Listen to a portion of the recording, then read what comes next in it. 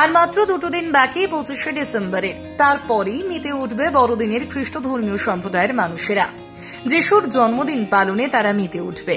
শুধু তাই নয়, তাদের সঙ্গে সঙ্গেই আনন্দে মেতে উঠবে বাঙালিরাও। চলছে চার্চ সাজানোর কাজ, রাস্তায় আলোর ঝলকানি, কলকাতা সেজে উঠেছে বিভিন্নভাবে।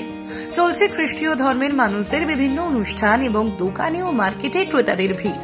বিক্রেতারা সুন্দর সুন্দর জিনিস নিয়ে বসেছেন দোকান সাজিয়ে। শুধু তাই নয়, বেশ কিছু এলাকায় পসরা নিয়ে বসে আছেন বিভিন্ন রকমের সামগ্রী নিয়ে। সুন্দর সুন্দর ডিজাইনের সান্তা ক্লজ থেকে শুরু করে বিভিন্ন যিশু ও মেরি মূর্তি নিয়ে, এমনকি আরো রং বেরঙের জিনিসপত্র খ্রিস্টীয় ধর্মের মানুষরা শুধু নয়, বাঙালিদের কেউ কিনতে দেখা গেল এই সকল জিনিসগুলি। Park street, Hastings, Rabindra Sadan, new market, Tollygunge, Kabardanga, Sealdah, জোড়া গির্জা থেকে শুরু করে বিভিন্ন চার্চগুলোর কাজ চলছে সাজানোর। এখন থেকেই মানুষের ঢল নেমে এসেছে রাস্তায়। তার সঙ্গে নিউ মার্কেটের জনবহুল বাজারে ভিড়ে জমজমাট। একদিকে কেকের পসরা, অন্যদিকে জেসাসের প্রসাধনী, সুন্দর একটা পরিবেশ তৈরি হয়েছে। দূর দূরান্ত থেকে মানুষ এখনই দেখতে বেরিয়ে পড়েছে বিকেলের পর। আমরা কয়েকজন ক্রেতার কাছে জানতে চাইলাম এই বড়দিন কেমন কাটাবেন। তার উত্তরে তারা জানালেন ফাটাফাটি। এই দিনটির জন্য আমরা অপেক্ষা করে থাকি, ছুটিটাকে অন্যভাবে আনন্দ উপভোগ করার জন্য।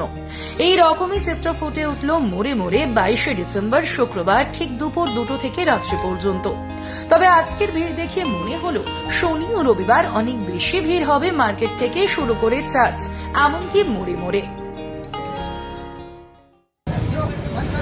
ডেকোরেশন দেখে তো খুবই ভালো লাগলো, আর দেখেই এত অ্যাট্রাকশন জিনিস যা না কিনে আর থাকা গেল না, অনেক কিছুই কিনলাম। খুব বেশ শপিংটা হলো এখান থেকে। কোথা থেকে এসেছি? আমরা এসেছি সল্টলেক থেকে। সল্টলেক শুধু সল্টলেক থেকে নিউ মার্কেট এলাম জাস্ট শপিংটা করার জন্য। কেমন লাগলো? দারুণ শপিং, কিছু বলার মতন নেই। আপনি দেখতেই পাচ্ছেন এত কিছু ভ্যারাইটিস রয়েছে। अच्छा बात है, ये जो खुशी का मौका है, इस मौके पे सब लोग वेट करता है, आनंद करता है, एक दूसरे से मिलने जाता है, प्रे करता है, दुआ करता है। बहुत अच्छी